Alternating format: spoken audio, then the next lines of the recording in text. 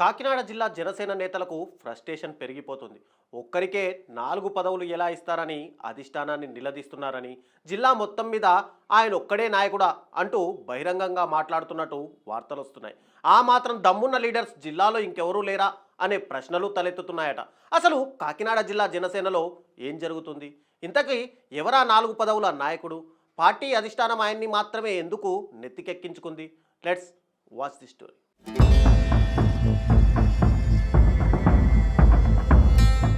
మేము సీనియర్లం, పార్టీ కోసం కష్టపడ్డాం, మాకు పదవులు కావాలి మొర్రో అని కూటమి నేతలంతా ఓ వైపు మొత్తుకుంటుంటే, కాకినాడ జిల్లా జనసేన నాయకుడు మాత్రం 4 పదవులతో అసలు ఏ కుర్చీలోనూ కుదురుగా కూర్చోలేకపోతున్నారట. అదంతా చూస్తున్న జనసేన మిగతా నేతలు ఏం ఆయనే తోపా, అంతకు మించిన మొనగాళ్ళు పార్టీలో లేరా అంటూ అధిష్టానాన్ని ఆక్షేపిస్తున్నారట. ఉమ్మడి తూర్పుగోదావరి జిల్లా డీసీసీబీ అధ్యక్షుడిగా, జనసేన కాకినాడ జిల్లా అధ్యక్షుడిగా, కాకినాడ అర్బన్ డెవలప్మెంట్ అథారిటీ చైర్మన్గా, పెద్దాపురం అసెంబ్లీ నియోజకవర్గం జనసేన ఇన్ఛార్జ్గా బహుపాత్రాభినయం చేస్తున్నారు తుమ్మల రామస్వామి. దీంతో ఉన్న పదవులన్నీ ఒక్కరికే కట్టబెడితే మిగతా వాళ్ళ సంగతి ఏంటని పార్టీలోని ఇతర నాయకులు మండిపడుతున్నారట.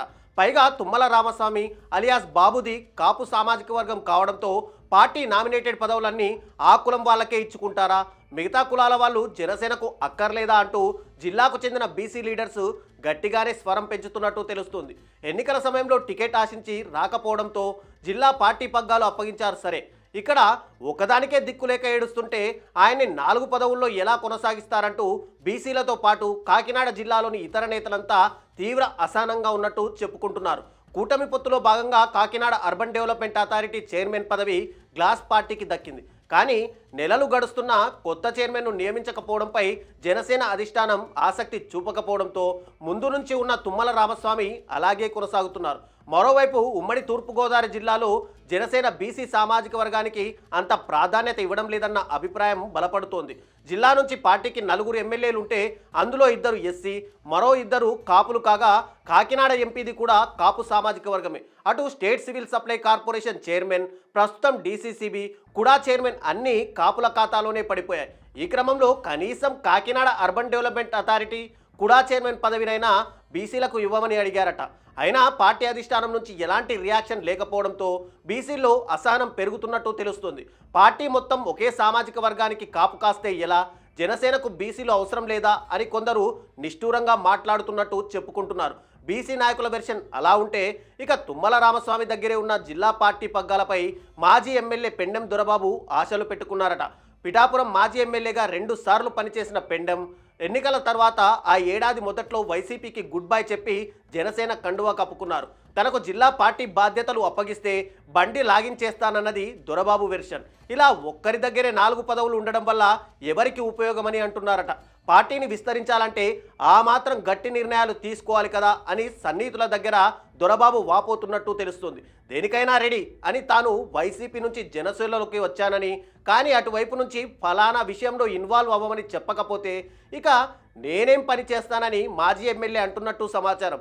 జిల్లాలో పార్టీ విస్తరణకు అవకాశాలు పుష్కలంగా ఉన్నా వాటిని ఉపయోగించుకోలేకపోతే ఎలాగని బరస్ట్ అయిపోతున్నారట. సమన్వయం చేయడానికి బదులు ఇలా ఒక్కరినే ఎంకరేజ్ చేస్తే అసంతృప్తి పెరగక ఏమవుతుంది అంటూ దొరబాబు ప్రశ్నిస్తున్నారట. కుడా చైర్మన్ పదవిని ప్రస్తుతం జనసేన పిఠాపురం కోఆర్డినేటర్గా ఉన్న మర్రెడ్డి శ్రీనివాస్కి ఇస్తారని ప్రచారం జరిగింది. కానీ ఆయనది కూడా కాపు సామాజిక వర్గం, అందులోనూ జిల్లాకు సంబంధం లేని వ్యక్తి కావడంతో హోల్డ్లో పెట్టినట్టు తెలిసింది. ఆ కారణంగానే ఆశావాహులు విశ్వ ప్రయత్నాలు చేస్తున్నప్పటికీ పార్టీ అధిష్టానం మాత్రం నిర్ణయం తీసుకోవడం లేదట. ఇక్కడే నాయకుల్లో అసంతృప్తి బాగా పెరిగిపోతున్నట్టు తెలుస్తుంది. లేనివి లేవు సరే, కనీసం ఉన్న వాటిలో కూడా అకామిడేట్ చేయలేకపోతే ఎలాగంటూ కొంతమంది నేతలు అలిగి సైలెంట్ మేడ్లోకి వెళ్ళిపోతున్నారట. మొత్తానికి కాకినాడ జిల్లా జనసేనలో పదవుల కోసం పోరు ఓవైపు నడుస్తుండగా మరోవైపు ఒకే వ్యక్తికి 4 పదవులు ఇంకెన్నాళ్ళంటూ అసంతృప్తి రగులుతోంది. అధికారంలో ఉన్నన్నాళ్ళు అలాగే కంటిన్యూ చేసేస్తారా, లేక మార్చేది ఏమైనా ఉందా అంటూ సొంత పార్టీ నేతలే జనసేనపై సెటైర్లు వేసే పరిస్థితి ఏర్పడింది. ఇప్పటికైనా పార్టీ అధిష్టానం ఈ జిల్లాను చక్కబెడుతుందో లేదో చూడాలి మరి.